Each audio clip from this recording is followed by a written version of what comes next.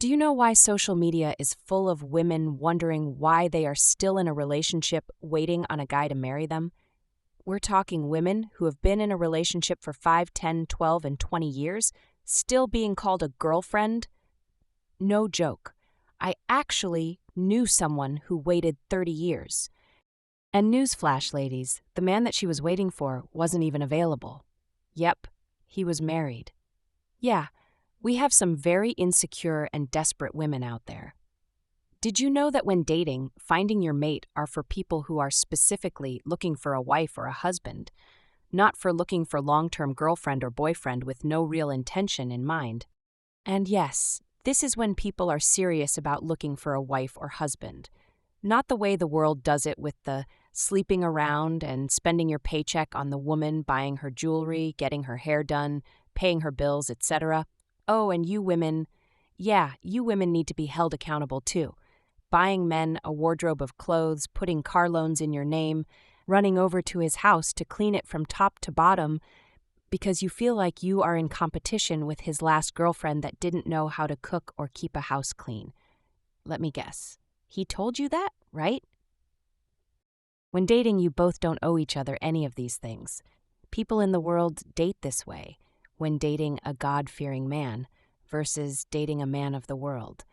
These are two very different type of men. A God-fearing man, when dating, he is ready for a wife, which means he is spiritually in line with God on marriage and the sanctity of it. He is financially prepared, which doesn't mean he has to be rich, but means that he is ready to be a provider for his family. So he is reliable and stable on his job, he has respect for his immediate family, and of course, he wants a God-fearing woman with good qualities. And these are just the basics.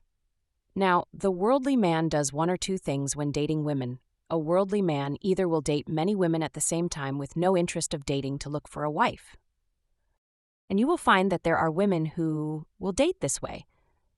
I mean, don't get me wrong, dating one person at a time in order to see if you and that person are compatible makes sense because you may not find that compatible person on the first date. So if not, don't string that person along. That would not be fair. Be honest when dating. It keeps everyone's heart from being misled.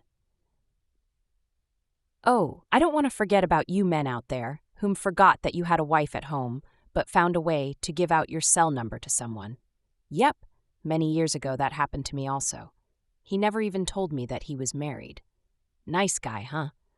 I didn't find out until his wife came home.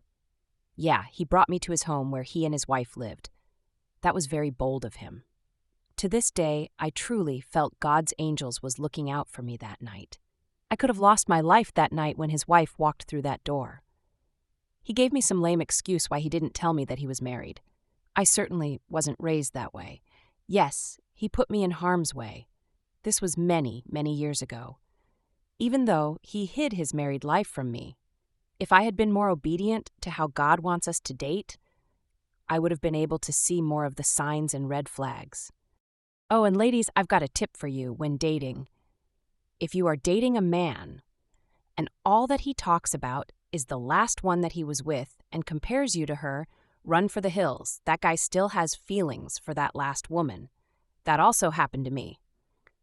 This guy dated me as a rebound in order to get the attention of the woman who left him in the first place. In actuality, I really thought that they were more of a better fit for each other, only because of their background of cheating on each other. Oh, and my favorite night out was when he invited me to his family's house for a movie night, and he and his family sat me across the room away from everyone. Yeah, he was in on the whole thing. Like I said, when you are not compatible, end it gracefully. Once again, dating is for mature people looking for a life partner. So, if you run into someone whom while dating them is not compatible, don't waste your time or theirs. Move on. Oh, and I've got one more for you.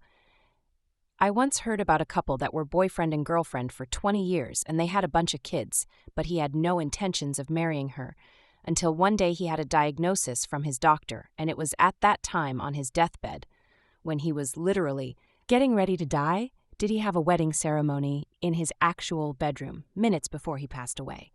And that was just so that the kids could get his life insurance and his pension.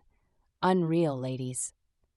Now, I'm no fool. I do know that there is a wavelength of society that just want to have sex, be free, and love everybody that comes your way. But remember, there are repercussions that come with that too, such as a trip to the free clinic because everybody is just out there doing whatever they want to do. Not everyone is marriage material. I get that. Please don't go marrying the first guy or gal that proposes. Not without talking about very important things such as your spirituality, finances, if there are or will be children in your future.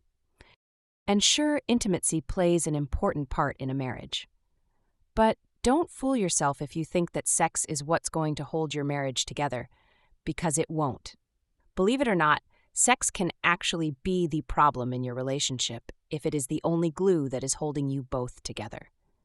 Remember, dating is for mature people who can decide whether or not if they are compatible and move on if they are not. Now, don't go blowing up people's cars or slashing their tires because they decided that 3 or 4 dates that you both went on was not working. Just move on. Learn to be let down gracefully. Don't go stalking the person because you think that you are such a great catch. There are plenty of fish in the sea. Sorry, didn't mean to scare anybody with all of that extra that I just said, but Simon, Nico, and the rest of our staff do a lot of true crime stories on just domestic violence alone. So as always, be safe and choose your partners wisely. This is Lisa with Lomax Allegedly. Good night.